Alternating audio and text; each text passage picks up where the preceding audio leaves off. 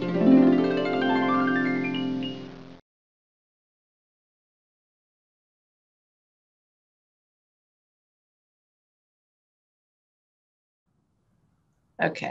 thank you.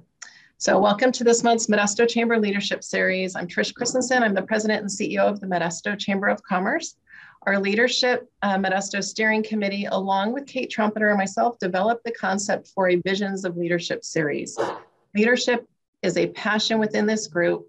We wanted to create a format in which we could bring people together to share leadership perspectives, to be inspired by the efforts of strong leaders, and to learn from one another. Of all the things this past year has taught us, a need for good leadership has proven crucial, and strong leadership is needed in many arenas. Governmental leadership is obvious, but what about the business and workplace? What about in our homes and our families? Do leaders just lead, or do they also inspire hope? That too depends on the arena, but also on the leader. Who we look to for guidance, for examples, or for answers varies by which arena we are dealing with at a given time. Today's conversation will focus on leading in business when everything gets disruptive. And we all know this past year, we've all experienced that. And I want to thank Stephanie Gallo for joining us for this discussion. I'd like to take a moment to ask any of you that are actually on the Leadership Modesto Steering Committee or have been in Leadership Modesto to just raise your hand or do a quick shout out. So we got a few of you on here. Awesome. Now I'm happy to introduce our facilitator, Kate Trumpeter, and invite you to share your vision and goal for today's conversation. Thank you, Trish. And thanks everybody for being here. I'm so excited to see all these names that I recognize, a few that I don't, but super looking forward to this conversation. Trish, would you mind pinning my video and Stephanie's video just so folks can see our faces? So I have a couple of requests to make. And then I'm going to get to introducing myself and our guest, and then to our questions. As we all have experienced, we're spending a lot of time in virtual spaces on Zoom. So just inviting you to pay attention to any background noise that might be coming from your computers and keep yourselves muted unless you have a question, in which case we're also inviting this to be highly interactive. Feel free to use the chat to submit questions that I may not be asking or that may arise for you, and we'll certainly create some space at the end for people to ask questions of our guest as well. And if it's possible, although I know it may not be for some, I'd love for you to have your cameras on. So it's, not a have-to requirement for being here today, but it's as a facilitator who spends a lot of time on Zoom, it's just really nice to be able to see people's faces, reactions, and hi, Chris, thanks. So if it's possible, I love it. And I'll just acknowledge that some of us are working in weird places. So I get visited by people's birds and their kids and their partners, and it's all good, because that's just the moment we're living in. Okay, so I am Kate Trumpeter. I'm a local to Stanislaus County native Modestan leadership coach who works pretty exclusively with nonprofits and public agencies on change management and the role of leadership and sort of making progress on big social issues, quality of life conditions, those types of things for our youth and families in Stanislaus County. I'm a graduate of Leadership Modesto 2010, best class ever. And also have had the real pleasure of knowing Stephanie Gallo in a couple of different ways over the course of my time, at least as a grown-up in Modesto. So I'm just really excited that she said yes to spending an hour with us today.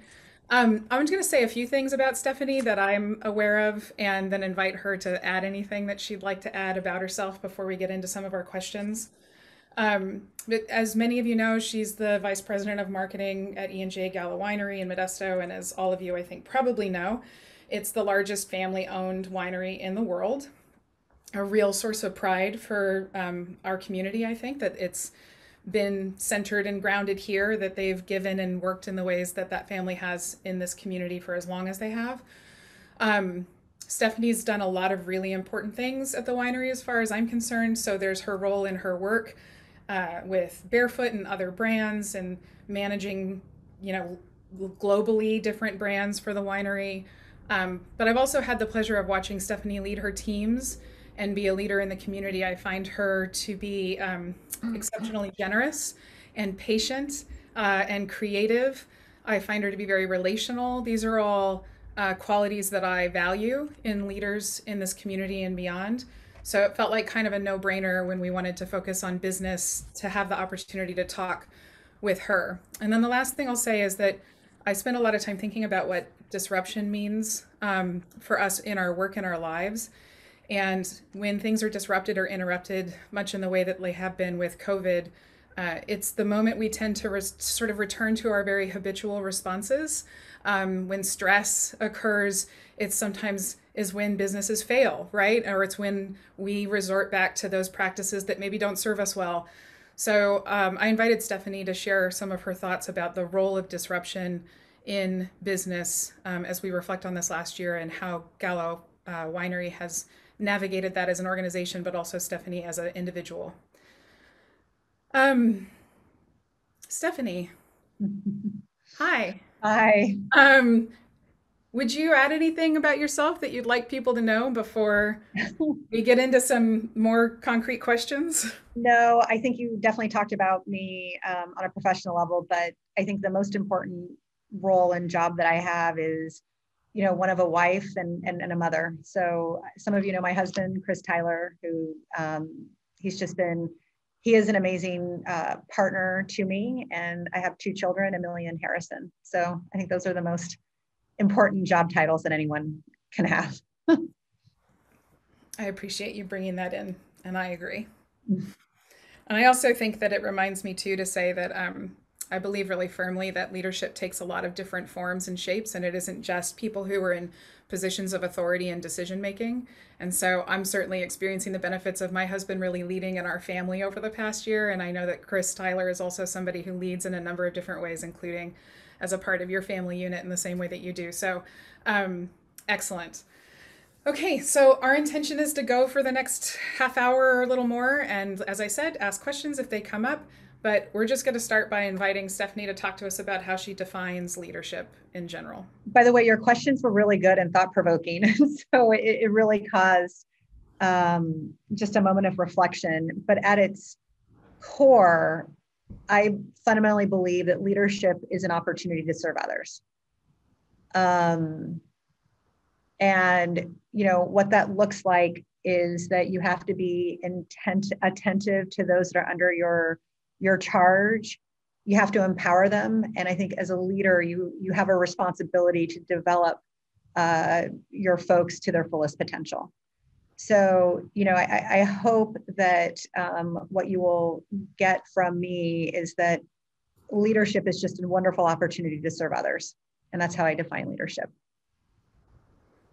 That's awesome. And it made me think too about what we were just saying about all the opportunities there are to lead. Yep. And so as I think about your definition, it certainly is, I'm just aware that that happens in my community, my neighborhood, and my family, and also in my business. So I love that. So one of the questions that I had for you is, what do you feel is more true? Were you born a natural leader, or did you learn to be a leader? So I reflected on this, and let me tell you, it's both, only because I'm the oldest. And I'm the oldest of 3. And when I look back on my leadership journey, I think that when you're the oldest of 3, you learn to be a leader. And, just to give you a context, I don't know if many of you know this, but my mom's from Nicaragua. In 1979, my grandparents came to live with us, and they didn't speak any English.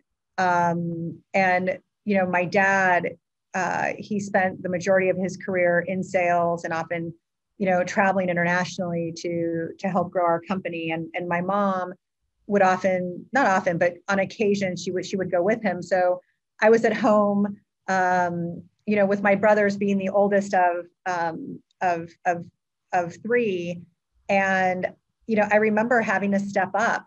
My grandparents didn't speak English. They were in charge of us, but whether it was making a doctor's appointment or signing, permission slips or helping to translate, I think that, sometimes you don't ask to be a leader. You're just kind of put in that situation. And I think that I learned to be a leader because I was the oldest of a family of 3. I saw a lot of people nodding their heads like similar experiences. Yeah. I'm a middle child, so yeah, I think middle children, but I think that's I often, I do think birth order makes a difference, but I think that when you're the oldest sister of two brothers, you tend to have to step up and fill that role. Yeah. What about other moments in your life where like there have been pivotal people or like, a training you went to or a book? Like, in what ways do you think you've tended to your own development, or has it been developed for you?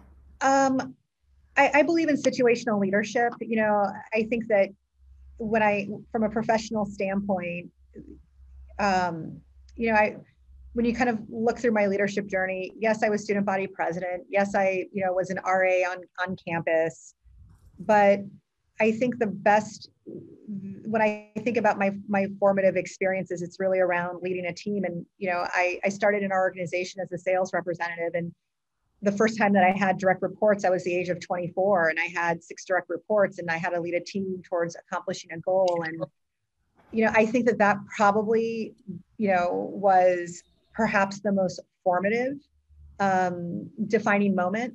I think the other is, one of the questions you ask is, who's the leader that you admire the most? I would say it was my dad, Joe, who, was our CEO up until last June. He constantly put me in positions to lead when I didn't think I have the confidence to lead or I had the capability to lead. And I think that he provided an environment where it gave me the opportunity to step up, rise to the challenge, knowing that if I failed, it would be okay. So, I think that just being put in a position where you just have to figure it out is how I've learned to lead. Yes, I've read books. Yes, I've gone and spoken to other people, but that's all kind of intellectual. It isn't until you're forced to lead a team and serve them that you really develop the courage to lead and move forward. Yeah, there's like one of the things that I'm really hoping people might get out of these very short little lunchtime leadership chats is like some little nuggets you could think about when you leave here today. And a couple things that I heard you just say is, that your dad put you in positions to lead even when you didn't think you were capable, like taking risks on people. Yep. And that it was okay for you to fail. And so the leadership you're describing in your dad, sorry, there's like something flying around in my office. The leadership qualities you're describing in your dad, I think, are ones we could aspire to embody too, which is like, how do we invest in the people around us? How do we take risks? How do we make it okay for people to fail, knowing that that's part of their learning? It's part of their journey. Yeah, it's part of their journey. And everyone will, like, it's even coaching people through it. Like that's part of, the development of serving others. But, we're going through this period right now where we're giving everyone performance assessments. And, I believe feedback is a gift. And I think that the ultimate form of respect is candor. And sometimes people don't want to necessarily hear it, but I am constantly telling folks, like, we owe it to our employees to be respectful and give them the candid feedback, because that's the only way that they're going to grow and develop into future leaders. Yeah. When you use the language coaching, can you describe what you mean by that? Is it something that Gallo does? Is it something you do? Oh, I think it's a great question. It's something that I hope we all do. I think that, again, if you believe in the notion of being a servant leader, one of the tenets is really around how do you develop people into their full capacity or their full potential. And I think coaching is an element of that. I don't know if you've played sports, but, a great coach, sets the bar high. They practice with you, they train you. And then when it's time to play the game, it's on you, but they're on the sidelines helping you kind of get through whatever you need to get through. And I think that's part of what we all need to do. So I have another question that came from that analogy. So I love the sports analogies. I often use music analogies like symphony orchestras and conductors and like what it means to be in different positions. So if you're like, when you said the coach thing, I started imagining different kinds of coaches. Like there's the ones that just scream at you really loud when you screw up. And then there's ones that maybe show up differently. How would you describe yourself if you were a coach on the sidelines? I was laughing because you don't want to see me as a parent on a sideline because I'm that parent. like to coach people and meet them where they're at. It's really spending time to figure out what motivates someone. I have 5, 6 direct reports and they're all different. And there's some that, I speak to once a week. There's others that I speak to 3 times a day because that's what they need at that time. It depends on the project. It depends on an initiative that we're working on. I don't think that there is a consistent approach other than you have to meet people. You have to meet people where they are and how you can best respond. And I think that's what a coach does, is that they flex their style in order to get the best out of the athlete that's under their charge. Awesome. Thanks, Chris, seeing that you're using the chat. I love it. So let's talk about disruption a little bit more specifically. So there isn't anybody in this room that hasn't experienced the disruption of COVID and what that's meant for our working lives, our personal lives, our communities, and so on.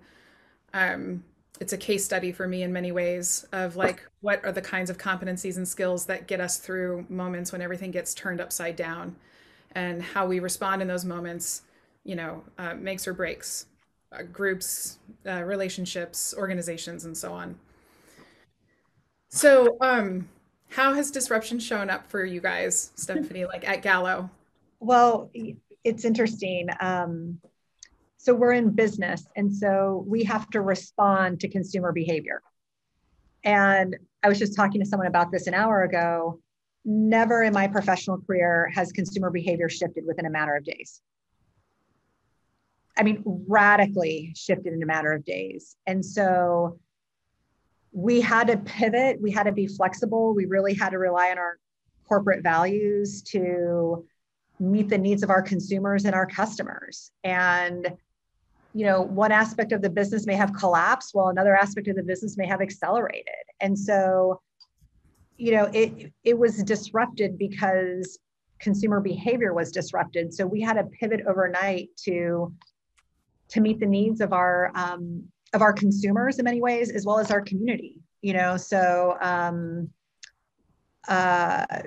whether it's, we could go on and on about ways that we were disrupted, but our assortment changed overnight. People all of a sudden were turning to big brands, big trusted brands.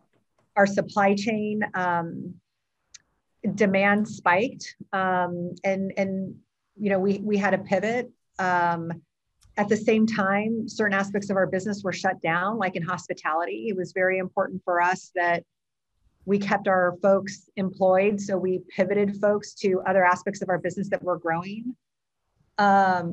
While on-premise shut down, e-commerce accelerated. And, thank God we had made an investment in our commerce stack to be able to accommodate that. I even think about, our company's decision to produce hand sanitizer. We didn't make hand sanitizer. And the fact that we were able to pivot within a week to produce hand sanitizers for our own frontline employees, but for our community, was something that, that we had to do. So yeah, we were disrupted, but I think that, one of our core values as a company is innovation. And I think that if you lean into your core values, you rise to the occasion and you figure out ways to meet the needs of your consumers, your employees, and your community members. Yeah, I'm also thinking about just the disruption that happened on a personal and individual level for all your employees, in addition to like these very structural or like ways of doing workflow, process. So I'm thinking about this word pivot, and Trish put something in the chat too that it doesn't, it takes great intention to do it well. Sometimes it happens on accident and it goes okay. And you had mentioned too that you were forced to change because your consumer behavior changed. And so it's not like you decided to make a pivot. It was forced upon you, like it was for most of us. You talked about flexibility, responsiveness, innovation. Do you have a sense that like you guys had sort of prepared for this in some way, even though you didn't know it was coming? Like what made you able to pivot? I think that there were a couple things. When COVID, so we're celebrating, I don't know if it's celebrating, but we're a year to the day where we went virtual. And I think that when you're leading in uncertain times, you really have to lean into your intuition. You don't have time to overthink it. And I started a thing that was with my group, my immediate team, that I just decided to extend to our entire company. And I have this thing called CMO Live, where every Monday I update my own immediate team as to what's going on. And what started to happen was that other aspects of our organization just wanted to know what was going on. And so immediately I just invited the whole company. I didn't ask. I mean, it helps that I don't have to ask, but I didn't ask. And every Monday we have 1,000 people throughout our entire company, throughout the world, that join this. And it's a way where I set the tone. And from the beginning a year ago, I said to the organization that the way that we're going to operate under these uncertain times is that we're going to operate with a tremendous amount of flexibility, empathy, and compassion. Because while things are crazy at work, we also knew too that our employees were going through disruption in their personal lives. And so flexibility means that, yes, we're going to be on video conference, and yes, there's going to be kids in the background. Empathy means that people were getting sick and at home, not necessarily here, but they were dealing with, the fact that family members might have been sick, or all of a sudden you're expected to be a homeschool parent. That we just needed to give people the empathy and the grace and the compassion to figure life out. And I think as a leader, giving people the permission to operate in those manners, I think really helped us, as what people are telling me, helped. It was just at the tone for what we needed to do. So I just did it. And I think that when you're being disrupted personally and professionally, leaders need to step up and fill a vacuum. And I don't know if I intentionally did it, but I just knew that's what our organization needed at the time. They needed to hear from the family that it's okay to be flexible, empathetic, and compassionate. And even on calls, like I remember an employee said to me, "But Stephanie, you said it's okay to be flexible. I just need to work after 5 because I have to help my kids do their work from 1 to 5. Is that okay?" Absolutely. As long as you get the work done, I don't care when you get it done. Yeah, I have a couple questions coming out of that. One is just about you deciding to communicate with the whole of the organization in that way, and how many people you have showing up to these calls. What do you think, why do you think that matters to people, that kind of communication?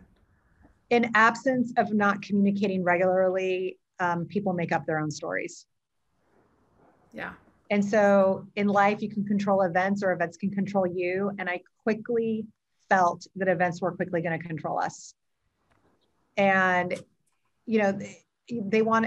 just employees wanted to know what was going on, even basics like, and I gave examples. This is what we're doing as a company to be empathetic. This is what we're doing to be flexible. Things like, are we going to be making hand sanitizer? The answer is yes, we are. But just to be able to communicate it, to say, yes, we are making hand sanitizer. Here's pictures of it. By the way that we're going to be making hand sanitizer is that we need employee volunteers to come in and work 24/7 to get this out the door. Please sign up. We had to fill a vacuum. And I think that that's what leaders do, is provide guidance and visibility, because in absence of that, people are going to make up their own stories.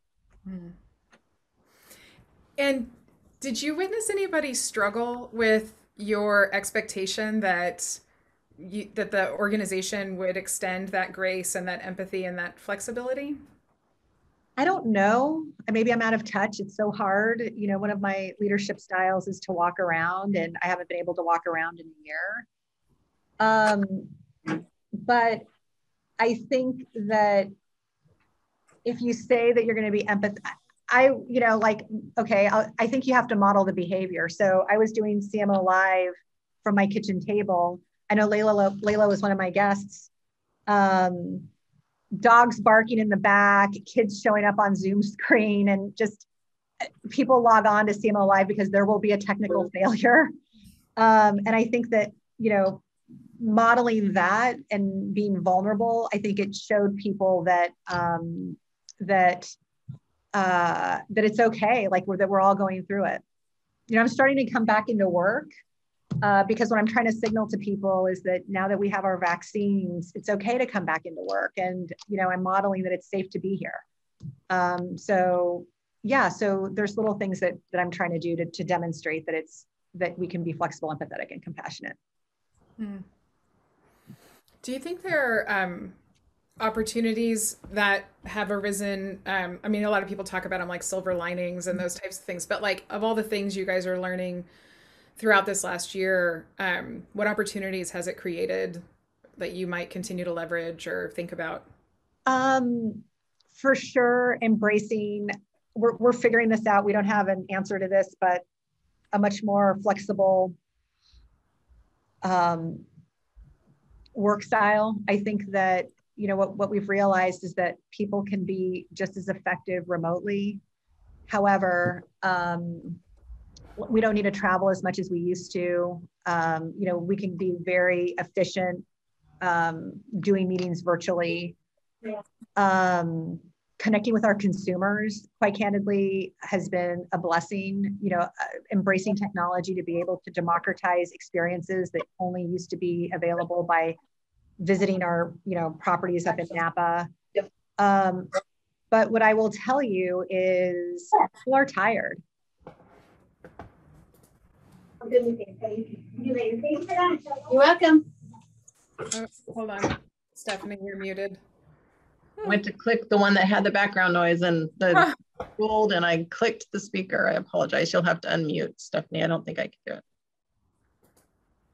I apologize for that.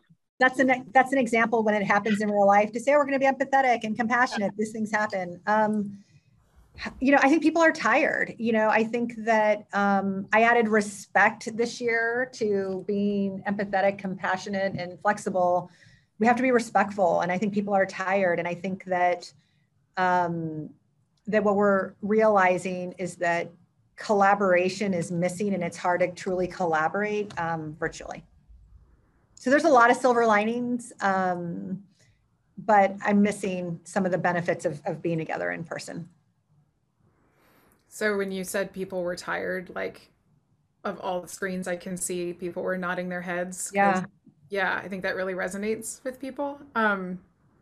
Tired. And I think that's, as a leader, that's what I'm struggling with is how do I keep people motivated during this time? And no one has a great answer. Every other CMO that I talk to at major companies is dealing with the same thing. So it's not unique to us.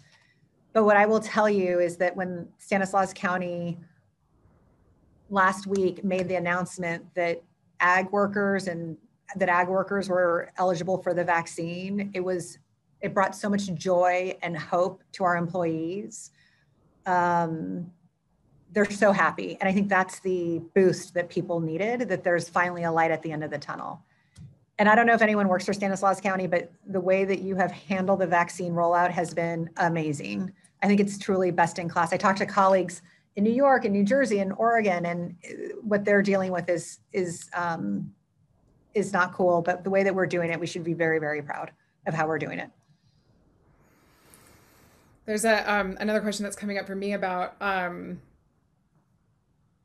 you talked about when the vaccines became available last week to agriculture and how much joy that brought people, and that we'd been in this for so long. It really took an external event to create that joy for your employees.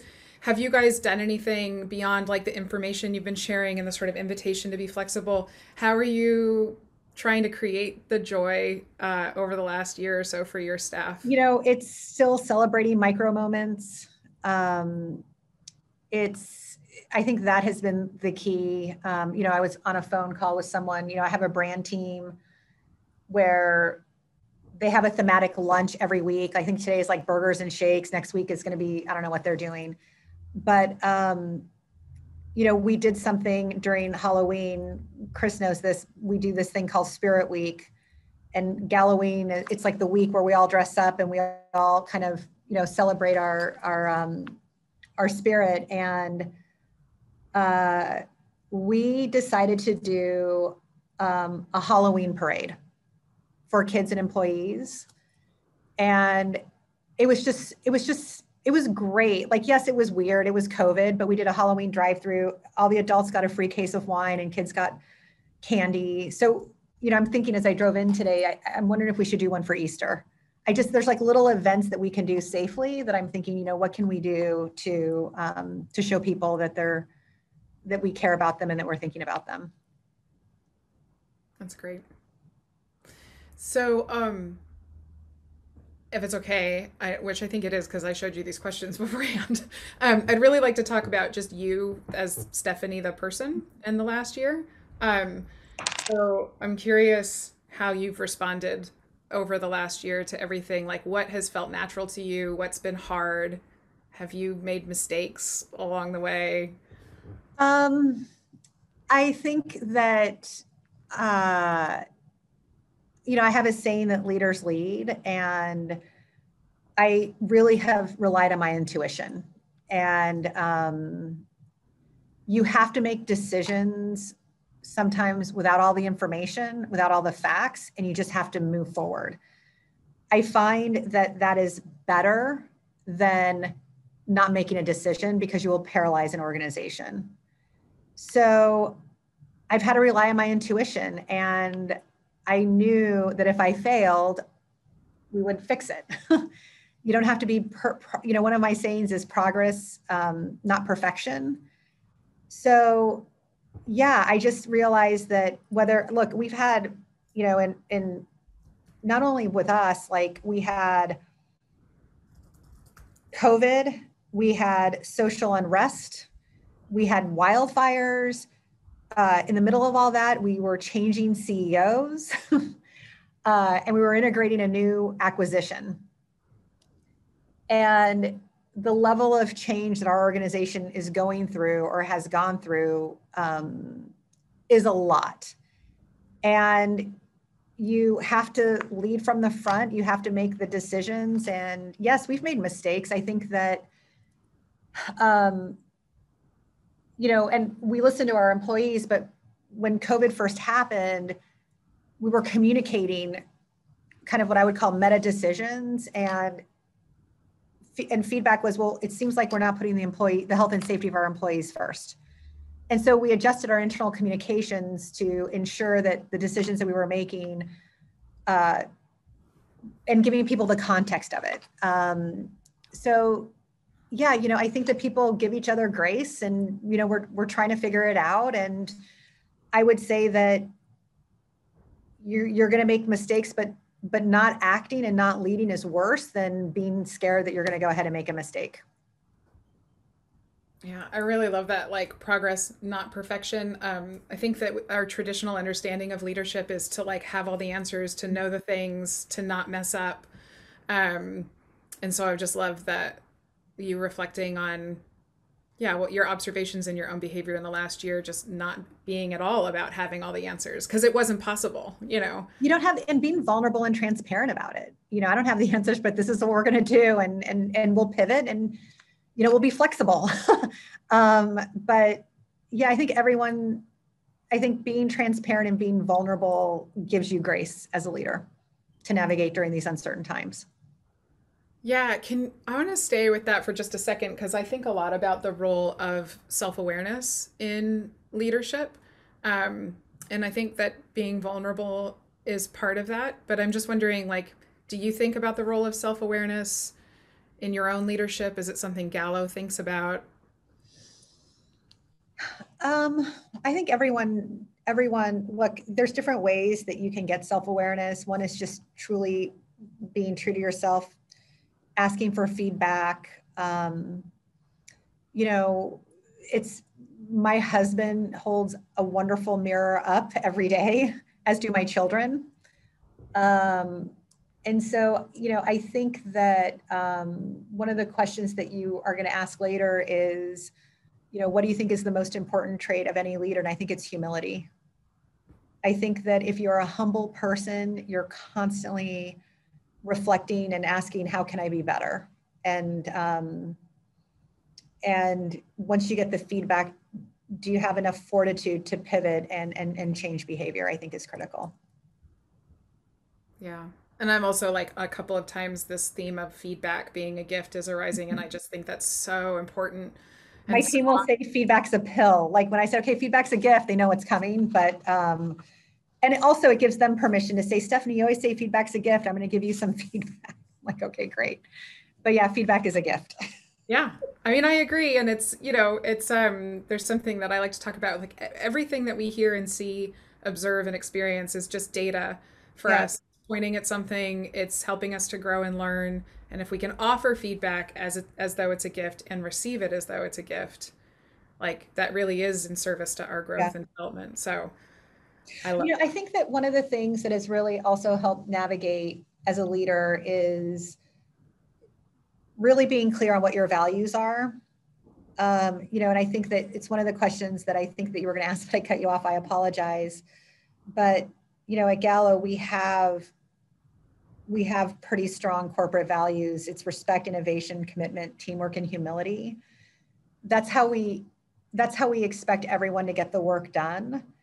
And then we have the 4E framework for leaders, because we think anyone in the organization, regardless of your level, can be a leader. And what does that look like? Can you envision opportunity? Can you enlist others? Can you engage a team? And can you execute with excellence? And that delivers results. So I think that as a leader, you have to deliver results, but how you deliver results is just as important. And it needs to be in accordance to your own personal values.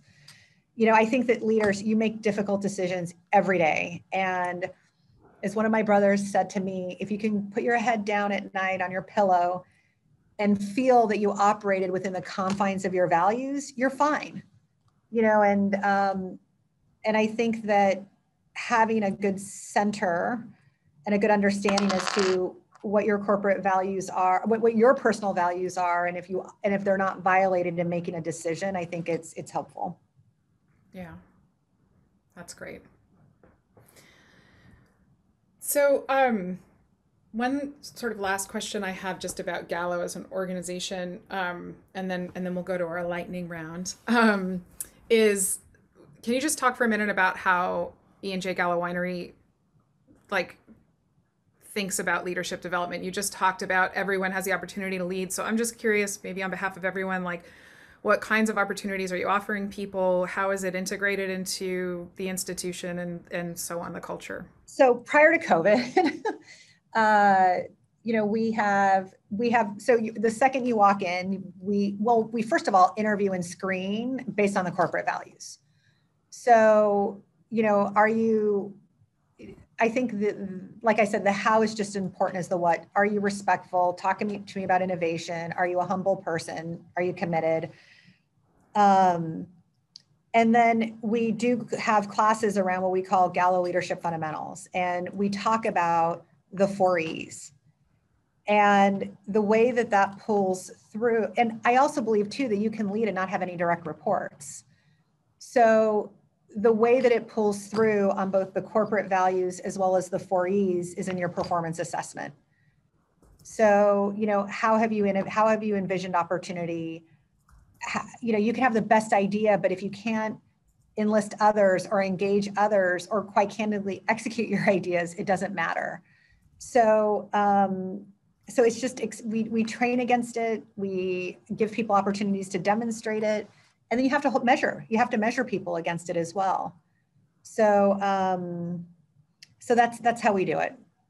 Yeah. And I find often, with organizations that I work with too, we're good at articulating in many instances our values and leadership competencies that we care about, but we're not always good at measuring whether anyone's showing up in that way. And I love what you said too about not having direct reports. This is a way of showing up in the world. If someone says to me, I need a direct report to demonstrate leadership, I'm like, no, you don't. Yeah. You don't. You can be an individual contributor and be an amazing leader. And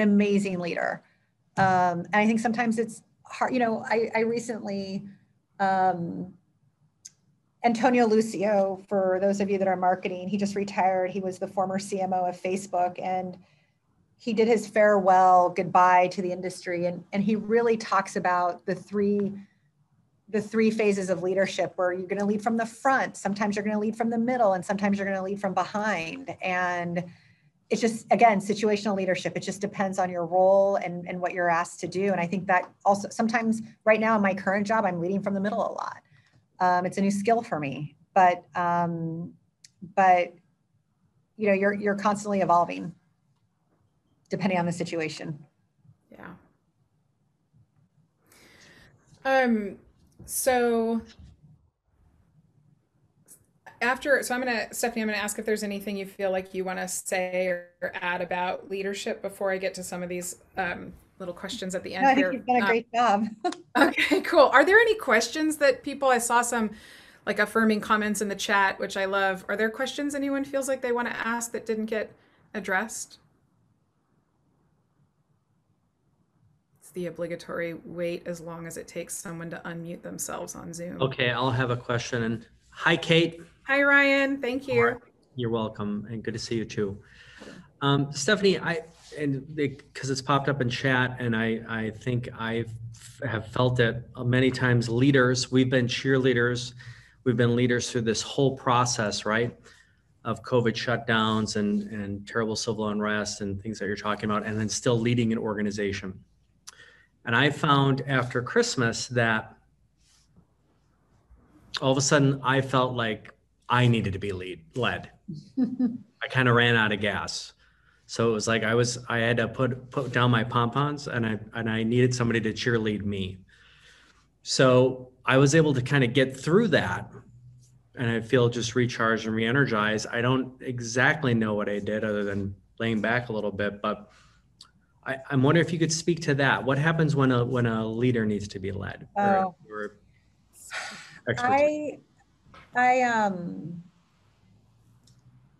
you know, I think that I know what you're talking about. I saw in the chat you called it ennui. Around the same time, and I really said to myself, okay, I got to snap out of this. I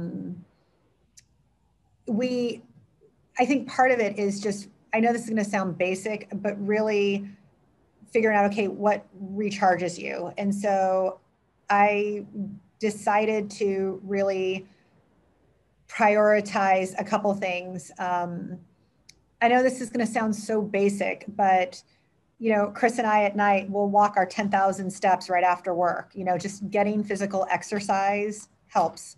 In the morning, I'm very sacred about my morning ritual. You know, I love working in the morning or getting up in the morning because it's the time when no one's bothering. But it involves, you know, reading, drinking coffee, working out, and, you know, and for me, you know, I say a little prayer just to kind of get things going, but just being really sacred to the morning ritual. So I'm an introvert. I project extrovert, but I'm an introvert. And so for me, it was just really important that I found time to figure out where my energy, what my energy is. So yeah. Excellent. Thank you. Thanks, Ryan. Anyone else?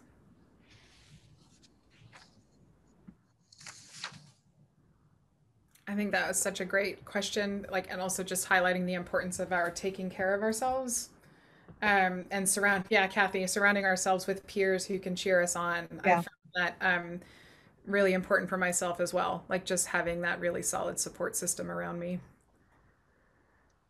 Okay, so this is the second one of these that we've done, and I had this vision for, like, if you've ever watched Inside the Actors Studio where they ask those questions at the end, that's sort of what I was attempting to get at, and Stephanie did answer some of them, but this is like a don't think too much about it kind of thing. So you already answered this one, but who's the leader you admire most? Joe Gallo. And do you have do you have any nicknames? Steph. Is it okay for people to call you Steph? Yes, yeah. There's two people in the whole wide world that call me Steffi. One of them has passed away. The other one, I just talked to him yesterday, but he's my old next door neighbor. He's the only one that's allowed to call me Steffi. The only one in the whole wide world. And my dad, but those are the two. Noted. What are you reading right now? I just finished David Brooks' A Road to Character. Excellent. I had a very thought-provoking conversation with someone. Someone sent me this book 2 years ago, and I finally had a chance to read it. But and I think it's apropos for this conversation, but how it's a great read. Anyways, the point is that how do you build character? How is character formed? And I'm really, really intrigued by this for my children, trying to understand how do I raise productive, contributing citizens, and how do you instill character in them? And it's a great read. I will check it out. We actually have a question that came in. Chris is wondering about your hobbies outside of work. Skiing, traveling, spending time outdoors, reading, cooking. I love to cook. Any particular kind of cuisine? Doesn't matter. My favorite new addiction during COVID, my mom and I, New York Times cooking app, their recipes are super easy, amazing, and great. And so every weekend I'm trying something new. Awesome. Yeah. One of the questions is, what do you think is the most important of all leadership qualities? I believe you said humility. Humility. What's your favorite place to eat in Modesto? My home. Nice. When you cook or when somebody else cooks? When I cook. Okay. I love cooking for my family. It makes me so happy. Right on. But the best part is that my husband I can make disastrous meals. Chris will eat it all. The foodie of all foodies in my household is my son. He's so in Spanish, there's a word called chiquiado. My mom calls him a mamon, which in Italian is, a little princeling son. He is a foodie. That's awesome. He likes his pasta fresh. He can tell, yeah, he's annoying, but yes. How old is he? He's 11, 12 next month, but he's a little princeling when it comes to food. That's amazing. Coffee or tea? Both. Okay. How do you manage your stress? Really work out. I need time alone, just by myself with my thoughts. And pray. I believe in a higher power than myself. And as I say to my daughter when she's stressed, I'm like, just pull out your rosary. And I promise you that once you get through the rosary, you'll be okay. And so I pray a lot. Awesome. If you could pick another job to do other than the one that you have, what would you attempt? I am a huge college football fan. I don't care what type of college football is on. I would love to be like a Kirk Herbstreit on College game day on Saturdays and travel around to the different big time college games. Wait, you'd want to be a what? A broadcast journalist. Oh, okay.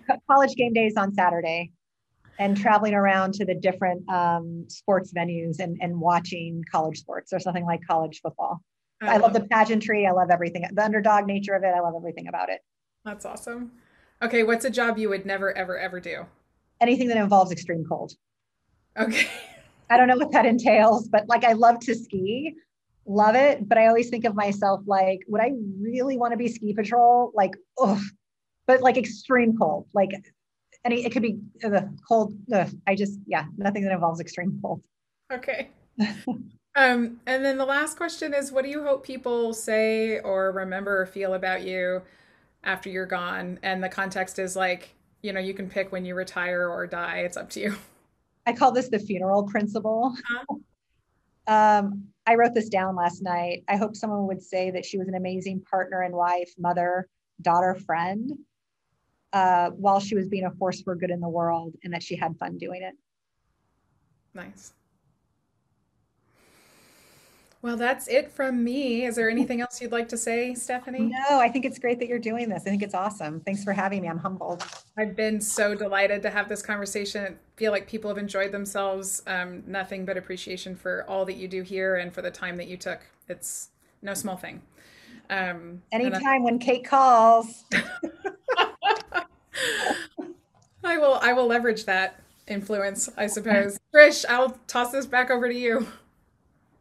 This was wonderful. Thank you so much. I appreciate an opportunity to meet you and to learn and listen about you. As I mentioned, my daughter works there, and so hear about the company and the great things that you guys collectively have done to look out for your employees this past year. And I know that what you said is true. It was transparent, and they understood where you were headed and what you were hoping to accomplish. And so I appreciate that. I think it also points out that the leaders at the top don't get to rest very often, and it's critical to find the opportunity. And what Ryan was talking about, I think that's why all I wanted for my birthday is I need a garden blitz. I'm buying dirt and pots and plants, and I just need to be outside because I needed that outdoor sunshine, fresh air space away from everything. And I got props from my family. I didn't open my laptop once the whole weekend. That's awesome. I mean, we just need to shut off, but this is so. Yeah. I always say that there's big jobs for big people. That's one of my sayings, my new sayings around here. And when you have a big job, you deal with big problems. So you don't have a choice. You got to step up and lead. So. Right. And I think a good takeaway from this, you touched on it, and I thought of it as you mentioned it, is a big key word for this past year has been how we've all learned to have more grace towards people, because I think it was across the board. The leaders, the companies, the employees, no one knew what was happening in the moment. It took grace for all of us to get through it together one way or another, at home and at work. And so this is a key element as well.